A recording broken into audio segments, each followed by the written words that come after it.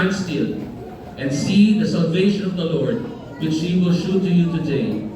For the Egyptians whom ye have seen today, ye shall see them again no more forever. Hallelujah. The Lord shall fight for you, and ye shall behold your peace. Amen. And the Lord said unto Moses, Wherefore criest thou unto me? Speak unto the children of Israel that they go forward. Verse 16, But lift up thy rod, and stretch out thine hand over the sea, and divide it, and the children of Israel shall go on dry ground through the midst of the sea. Exodus chapter 14, mga kapatid, if you read the whole context of it, ito po yung pag-deliver ng Panginoon sa Israel from the bondage of the Egyptians, mga kapatid. So, of time, you read it, mga kapatid, in another verse, mga kapatid, in 1 Samuel chapter 17, verses 40-51, medyo mahaba po ito, but I want to get the whole context, mga kapatid. In verse 40, And he took his staff in his hand, and chose him 5 smooth stones out of the brook, and put them in a shepherd's bag which he had, even a scrip, and a sling was in his hand. And he drew near the Philistine. And the Philistine came on and drew near unto David. And the man that bare the shield went before him. And when the Philistine looked about and saw David, he disdained him, for he was but a youth, and ruddy and of fair countenance. And the Philistine said unto David, Am I a dog, that thou comest to me with staves? And the Philistine cursed David by his gods. And the Philistine said to David, Come to me, and I will give thy flesh unto the fowls of the air, and to the beasts of the field. Then said David to the Philistine, Thou comest to me with a sword, with a spear, and a shield. But I come to thee in the name of the Lord of hosts, and the God of armies of Israel, whom thou hast defiled. This day will the Lord deliver thee into mine hand, and I will smite thee, and take thine hand from thee, and I will give the carcasses of the hosts of the Philistines this day unto the fowls of the air, and to the wild beasts of the earth, that all the earth may all know that there is a God in Israel. Hallelujah. And all this assembly shall know that the Lord saveth not with sword and spear, for the battle is the Lord's, and he will give you into our hands. And it came to pass when the Philistine arose, and came and drew nigh to meet David, and David hasted, and ran toward the army to meet the Philistine. And David put his hand in his bag, and took thence a stone, and slang it, and smote the Philistine in his forehead. And the stone sunk in his forehead, and fell upon his face to the earth. So David prevailed over the Philistine with a sling and with a stone. It smote the Philistine, slew him, but there was no sword in the hand of David. So sa katutupong verse, mga kapatid, we all know the story. Kinuha niya po yung sword ni Goliath, mga kapatid. Ito po yung ginamit niya para po pugutan siya ng ulo, mga kapatid. I may request Sister Camille to lead us in prayer this morning, mga kapatid, for the Word of God.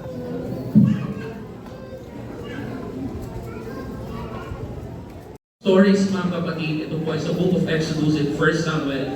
At lahat po tayo makapagsasabi na kilala po natin yung 2 Bible characters po na binasa natin. Even the child, sila po ay kilala ito, mga kapatid. Moses and David in particular, mga kapatid. But I'd like to share to you, mga kapatid, that in significance, parang in wording sila ay magkaparehas, but in a true meaning, they are contrast to each other, mga kapatid. So pag sinabi natin contrast, meron silang kaibahan, malaki ang pagkakaiba, mga kapatid. That's why, when we say words, sometimes we read words, maaaring ito ay nagkakapagbago sa kanyang meaning, mga kapatid. Insignificant means something is not important, or has little meaning, or no importance at all, or meaningless, mga kapatid. While significant means something is very important. So when it tells about insignificant, hindi po ito importante sa ating, mga kapatid. But while significant, it tells us it is important to us, it is noteworthy, or has a meaningful impact, it is essential, it is substantial, it is very important to all of us, mga kapatid, dahil significant po ito sa ating, mga kapatid. Insignificant is the opposite of significant, mga kapatid. Hallelujah. And when we study the life of Moses and David, mga kapatid, they have contrasting stories, mga kapatid. In the story, in Exodus chapter 14, mga kapatid, Moses was about in his old age, and according to studies, in Exodus chapter 7, bago pa po sa punta ng 14, mga kapatid, he was around 80 years old. So when this event took place, mga kapatid, yung nangyari po, parting of the sea, mga kapatid, he was in his senior year. Kung tama po yung ating, kung gano'n pa rin po ang age set up before, mga kapatid, we would say definitely siya po ay senior citizen na, mga kapatid. At he's 8 years old. Around it happened, mga kapatid. He was in his old age during this time, facing an army of Egyptians. Yung pinaka the best of the best, nag-send po ni Pharaoh, mga kapatid, during that time. While David, in 1 Samuel, he was a young shepherd boy, mga kapatid, who faced Goliath, a Philistine warrior, a very powerful, mga kapatid, kinakatukutan ng armies of Israel. That's why hinamon sila ni Goliath, mga kapatid, at wala pong umasasamo dahil alam nila hindi nila kaya. But David, who was a young shepherd boy, nangangalaga ng kanila pong mga hayop, mga kapatid, sa pastulan, very kontra sila ni Moses. Moses was an old senior, masasabi natin, while David is a young shepherd boy. You could say it's elderly versus youth, mga kapatid. But there is one thing that is common to them, mga kapatid, these passages that we have read, mga kapatid. There may be a difference in their age. Moses was old, David was young, but I believe they have the same experience with God, mga kapatid. Hallelujah. Experience with God na hindi po natin makikita saan pa pong mga bagay. That we will alone would experience, mga kapatid, we have our personal relationship to God. And despite of their limitations, masasabi natin limited si Moses because of his age. David was limited to his young age, mga kapatid. Sila pa rin po ay ginamit ng ating Panginoon. Hindi po ito naging hadlang para sila gamitin ng ating Panginoon, mga kapatid. And there is a common thing that they have in their hands that seems to be insignificant. Ano po yung sa tingin natin, mga kapatid? Moses has a rod. Sipin na lang po natin kunwari ito yung rod, mga kapatid. When you talk about rod, mga kapatid, it is insignificant to the armies of Egyptians, mga kapatid. We're about to go to the sea. Alam natin na corner na po sila, mga kapatid. They have no way out, they have no escape, mga kapatid. And while on David's side, mga kapatid, the Philistine warrior Goliath mocked David. Ito yung pinadala niyo sa akin, napakaliit, nalalaban sa akin. But David has these insignificant things in his shepherd's bag, mga kapatid. He has the sling and the stone. They may seem to be insignificant in the eyes of his enemies, but God uses to be a significant thing to them, mga kapatid. Hallelujah. Hallelujah. Kung sa ating mga kapatid, kung tayo po ang nasa sitwasyon ni David and Moses, maaaring tayo rin po ay hindi maniwala. At kung habang ko po ay ito binabasa, kung ako ay nasa kalagay ni David, my first initial reaction, I would be matatakot, mga kapatid. Napakalaki po ni Goliath. Wala akong karanasan. Goliath has a sword. I don't have anything. Kung babasahin natin before the first chapter 17, nung si David po ay nag-volunteer to fight, mga kapatid, na Goliath, binigyan siya ng armor, mga kapatid, mabibigat na suot, pero ito yung tinanggal niya, mga kapatid. The insignificant things, you're this instrument, mga kapatid, to produce that victory. Dahil kasama po nila ang ating pong Panginoon.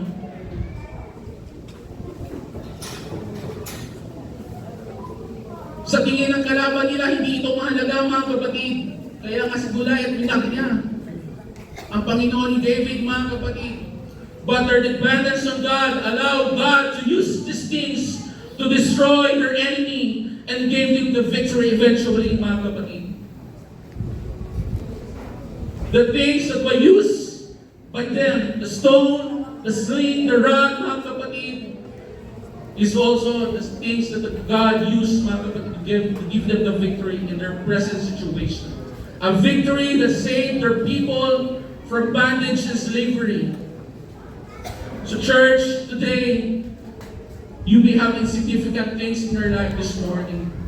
Whatever situations you are encountering, mga kapatid, God is telling us you are significant to Him, mga kapatid. So whatever you do for the Lord, Whether it is small, whether it be big, mga kapatid, all are significant. God is not no respecter of person, mga kapatid. Wala po ditong magaling, wala po ditong mahina. Lahat po tayo ay pantay-pantay sa harapan po ng ating Panginoon. We are all significant in the body of Christ, mga kapatid.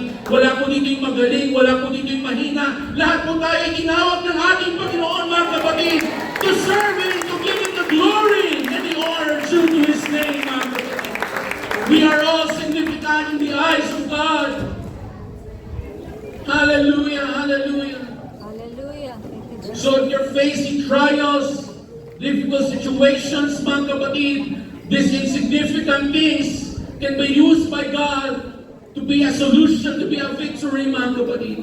Insignificant things for you today, mga kapatid, maaaring marami kang pinagdadaanan, but a situation that God will use to bless you and to bless other people, mga kapatid. Hallelujah. Thank you, Jesus. Thank you, Jesus. Yung victory po ni Moses at ni David, mga kapatid, hindi lang po sila nag-benefit. Ang bayan po ng Israel ang nag-benefit, mga kapatid. That's why, when God used you, hindi lang po ikaw ang nag-benefit. People are being blessed by your way you service, mga kapatid. Kaya huwag natin sasabihin na ito lang yung kaya kong gawin. Ako lang ay naglilinis, ito lang yung nagkakamay lang ako. No, mga kapatid, all of these are significant in the word of the Lord, mga kapatid. Hallelujah.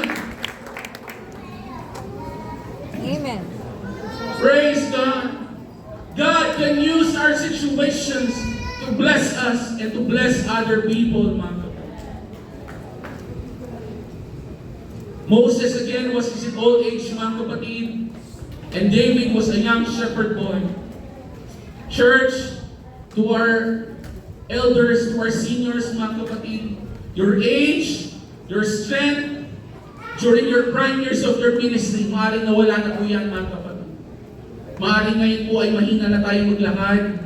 Hindi na katulad ng kabataan, madalas natin na tayo share ng kabataan ko ganyan yung nagagawa ko. Maybe your age, ay ikaw po ay nagkakaitong na tumatanda. Ang iyong lakas, nawala na yan, mga kapatid. You have your physical limitation dahil po sa mga karamdaman. You have your weaknesses, mga kapatid. It will factor sometimes to the things that we have used to do before. Yung kaya pa natin gawin. Because I believe yung primers ng ating pong ministry, mga kapatid, sa atin, yung after natin ng youth, siguro yung peak 30 to 50, mga kapatid. Evangelism, Bible study, we can still go on and on and on, mga kapatid. But I'm here today to encourage our elders, mga kapatid, our leaders, mga kapatid.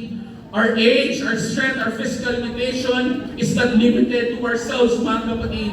Hindi po ito tinitignan ng ating Panginoon sa panahon na to. God is want to see our heart, our commitment, our dedication, mga kapatid.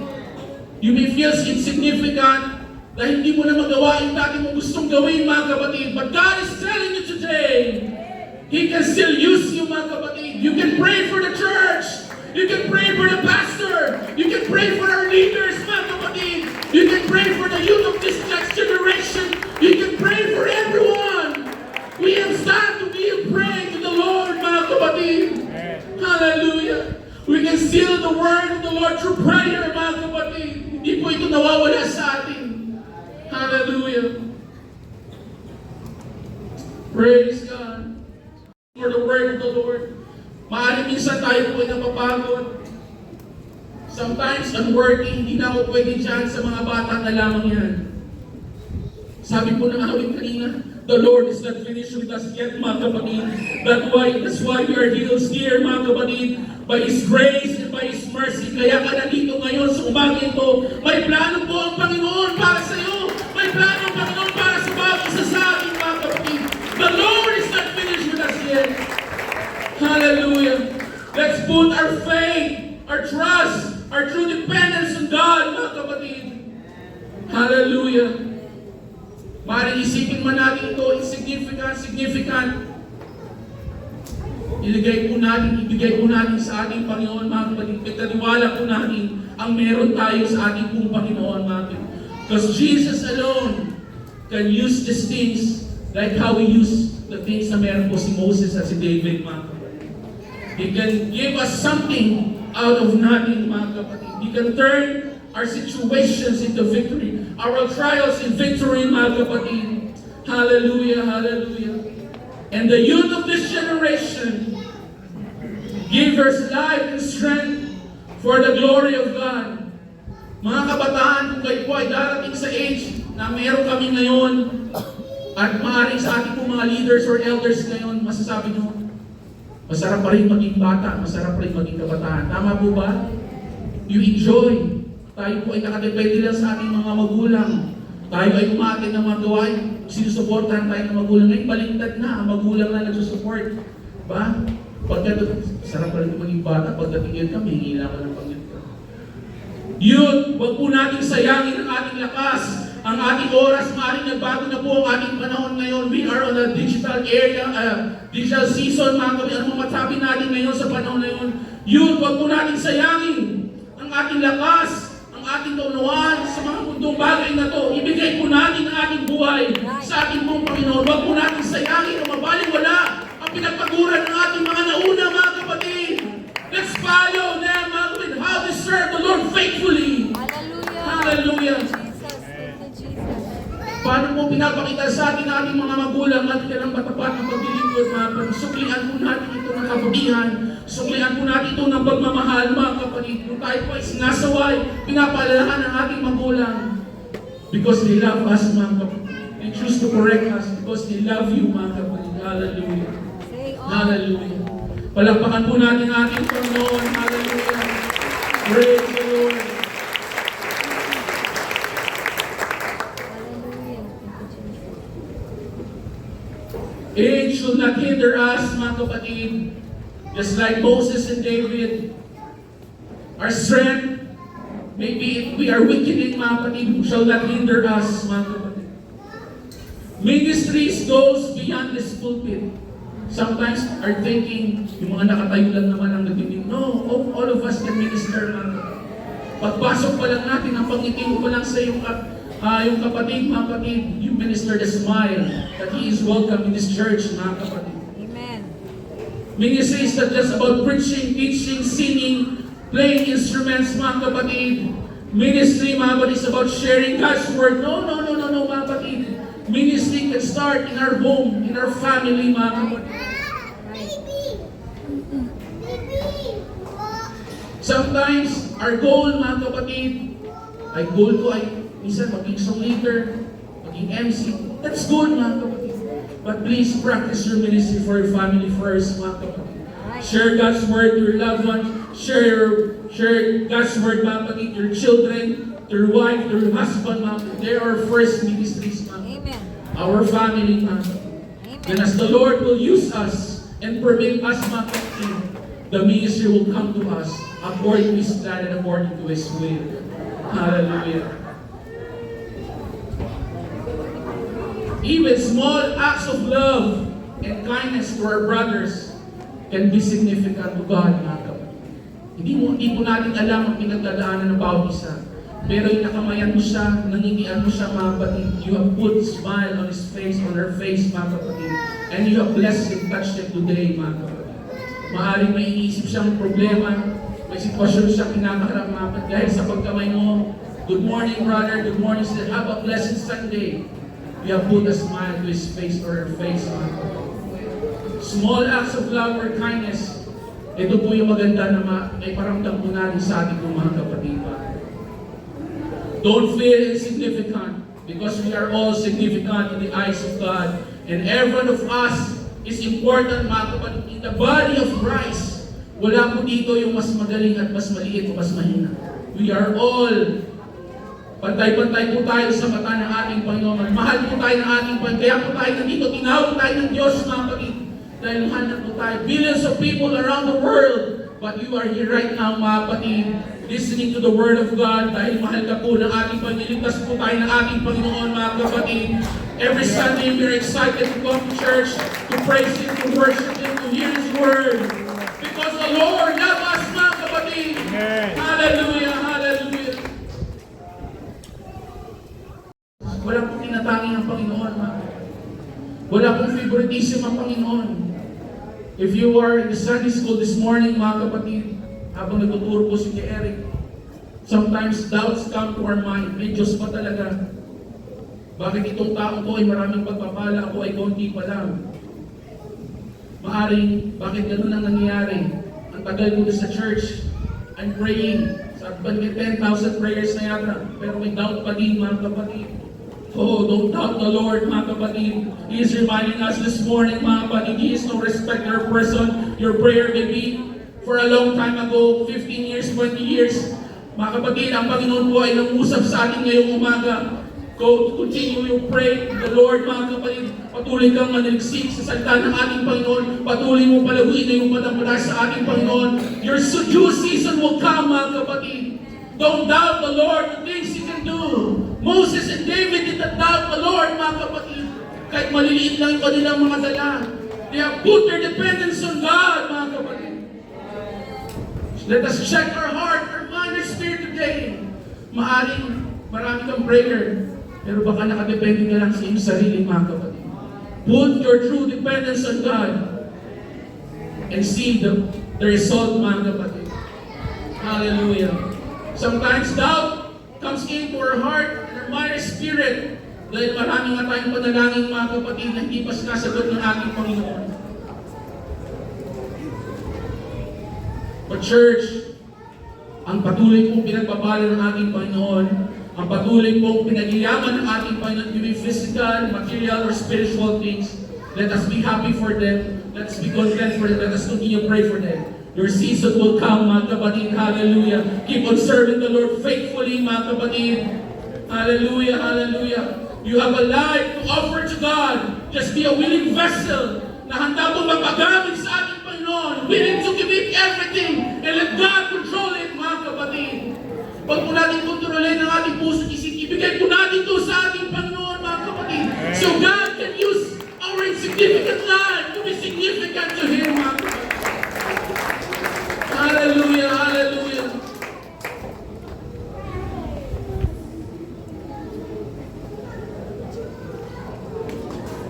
Your attendance in the church is very important, mga kapatid. Faithfully attending our services is significant to God. Our sacrifices are significant to God. Our giving is significant to God. Our fellowship is significant to God. Kaya huwag sabihin, Sunday lang kumakatin, kaya medyo insignificant. No, mga kapatid, lahat po ng ginagawa natin alang-alang sa pangalan ng ating Panginoon, ito po ay kanyang tinatanggap, ito po ay significant sa kanyang mga kapatid. Don't feel less, mga kapatid, dahil lahat po ng gagawin natin kung para po sa pangalan ng ating Panginoon, ito po ay kanyang tatanggapin. Ito po ay mahalaga sa kanya.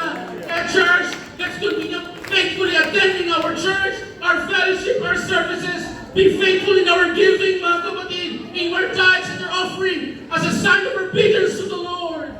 Amen. Hallelujah, hallelujah. These are things that are significant to Him, na maaaring sa atin ay insignificant, mga kapatid. Hallelujah. And sometimes these insignificant things, hindi pa po natin makita ang purpose. But in God's season, in His time, mga kapatid, you will see the significant purpose in your life. He will make these insignificant things you have today to have a greater contribution sa buhay mo, mga kapatid, in the purpose, the goals sa ating pong iglesia, mga kapatid.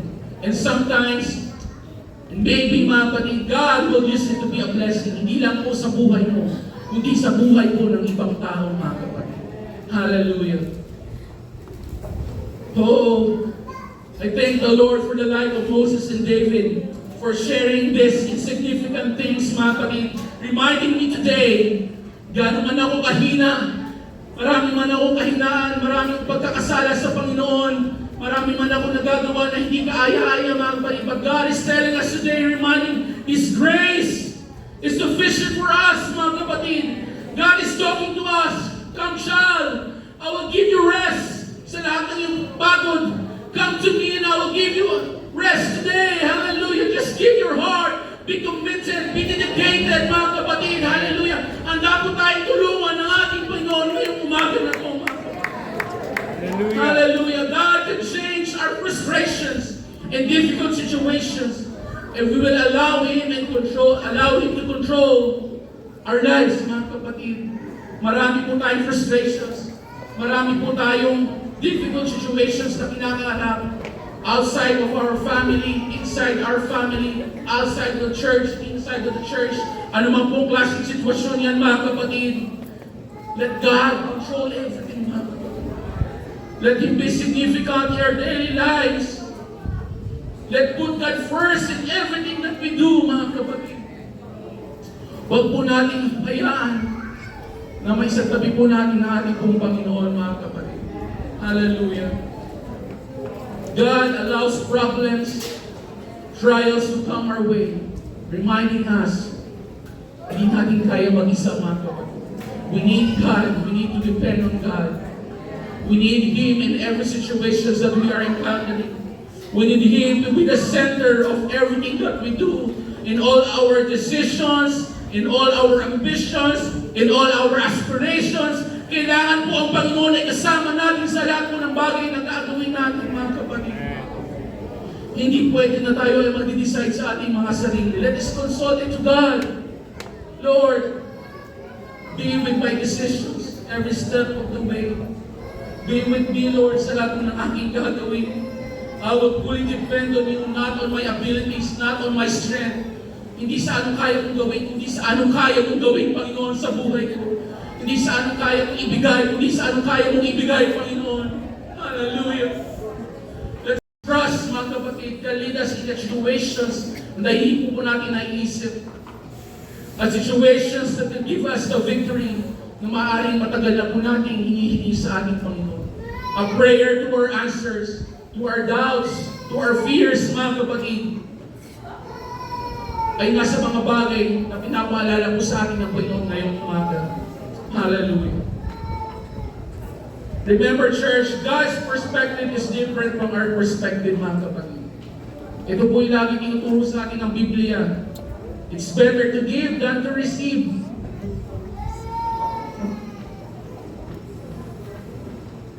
At lagi rin po tinuturo sa atin ng Biblia, mga kapatid. God's ways are higher than our ways, and His thoughts are higher than our thoughts, mga kapatid. It's always different, mga kapatid, sa perspective po ng tao. The Bible's principle is different from the principle of man, mga kapatid. Hallelujah. That's why we need to study His words. We need to meditate on His words para maintindihan po natin, maunawaan po natin ano po ang kalooban ng ating Panginoon sa ating pong mga buhay, mga kapatid. What might seem to be insignificant to you hold great value in God's eyes. Hallelujah. If you allow Him, mga kapatid, to be significant today sa ating buong mga buhay. Hallelujah. True significance comes from God's eyes only, not from His worldly standards and not from people's validation. Sometimes, nakukuha po natin ang ating pong okay ba yun, maganda ba yun? We depend on people's comment, mga kapatid. But true significance comes from the Lord, mga kapatid. Kung anong po sinasabi ng ating Panginoon, not the standard of this world, but the standard, the principle of the Bible, mga kapatid. God will say us, we are significant in His eyes, mga kapatid. Church, if there is a feeling of insignificance in your heart today, please remember, we have a great value in the eyes of God. We have been purchased by the blood of Christ, mga kapatid. Ibinigay na po ang kanyang buhay para sa atin. That's why we are dearly significant to Him. Whatever situations you have right now, please remember the Lord gave His life for you and for me. He loves you. He cares for you. Hallelujah. Hallelujah. Just put our true dependence, our true trust in Him.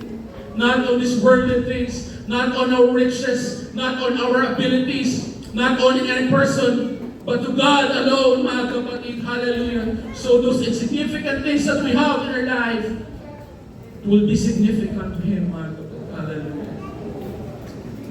Praise God. Mahal po tayo ng ating Panginoon, mga kapatid. I don't know your situations this morning.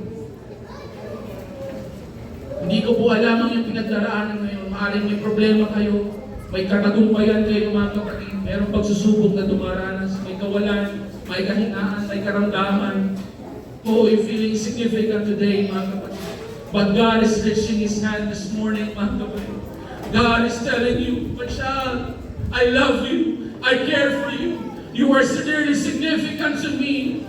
How I use the stone and the sling and the rod. This is significant to the eyes of the enemies.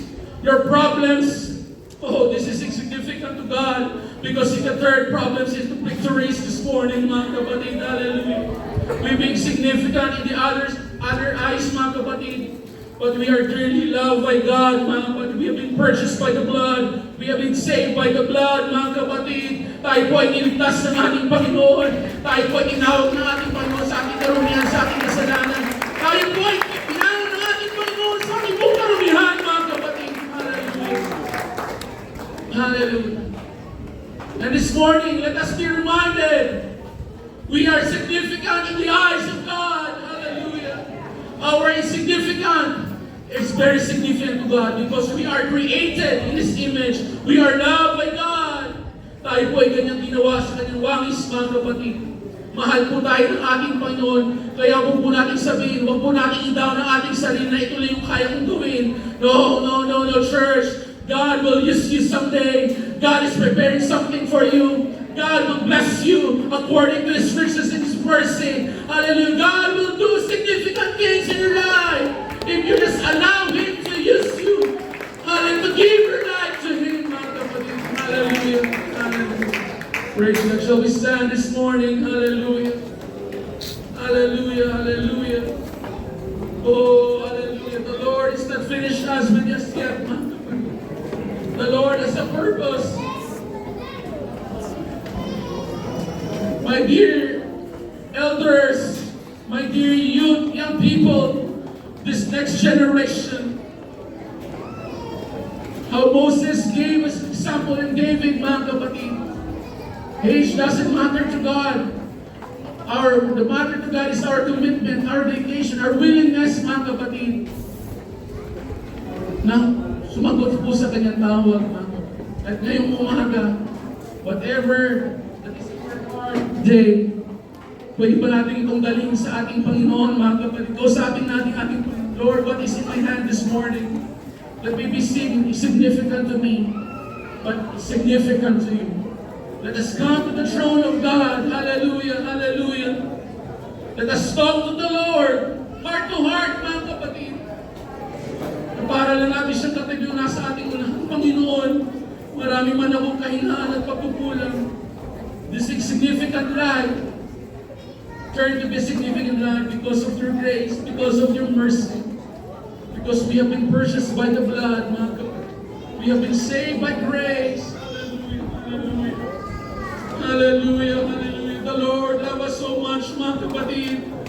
Hallelujah. Mahal po tayo ng ating Panginoon. Hindi po tayo tatari ang Panginoon ng mga tao.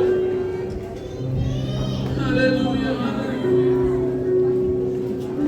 Come on, let's talk to the Lord this morning.